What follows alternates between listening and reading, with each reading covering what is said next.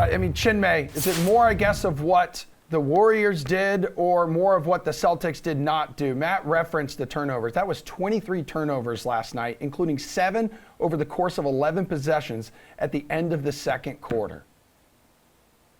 And Jeff and Matt both talked about it, and I think they're all factors in why the Celtics lost this series after going up 2-1. It was the rebounding battle. The Warriors absolutely crushed the Celtics on the boards after that Game 3 loss. It was the turnovers, specifically live ball turnovers. And, you know, I kind of agree with what Matt is talking about in that maybe not necessarily the better team didn't win, but the best team on paper, if both teams played at the top of their capabilities, you would see the Celtics coming out over the Warriors. That's what all the analytical models predicted to quite a heavy margin. But the fact of the matter is that the Celtics didn't play up to their capabilities, and the Warriors did. And that's really what it comes down to. So I think the Warriors were the better team when it came to executing the game plan and actually playing the game.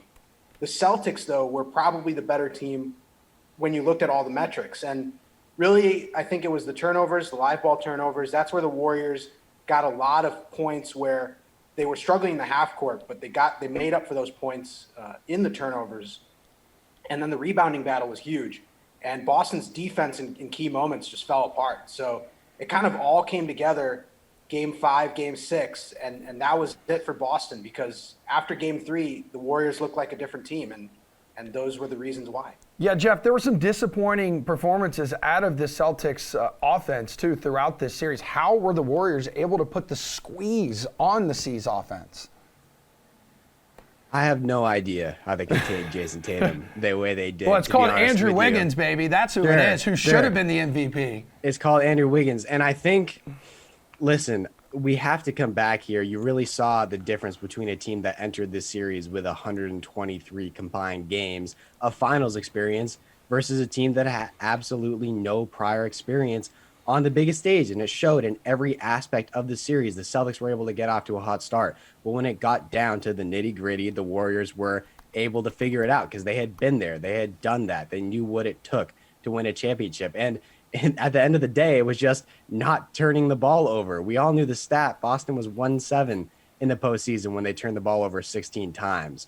Well, it felt like they almost hit that mark in the first half last night. You can't beat anyone in this league if you turn the ball over 23 times. And then what they did defensively, I mean, it's a head scratcher because you feel like the physicality that Boston saw throughout the postseason to get to this point was much tougher than what Golden State presented in the finals. They went through Milwaukee. If you look at what they did in the paint and what they had Giannis and Brook Lopez, who was just pushing people away whenever the Celtics tried to get to the bucket. And then the Heat are one of the toughest teams in the NBA. You look at the Warriors and you say, okay, they're undersized. Kevon Looney is their only true big man. And then you got Draymond Green, who didn't look like himself for the majority of the series. So how did they shut the Celtics down? I don't know. I'm going to have to go back and look at some of the tape.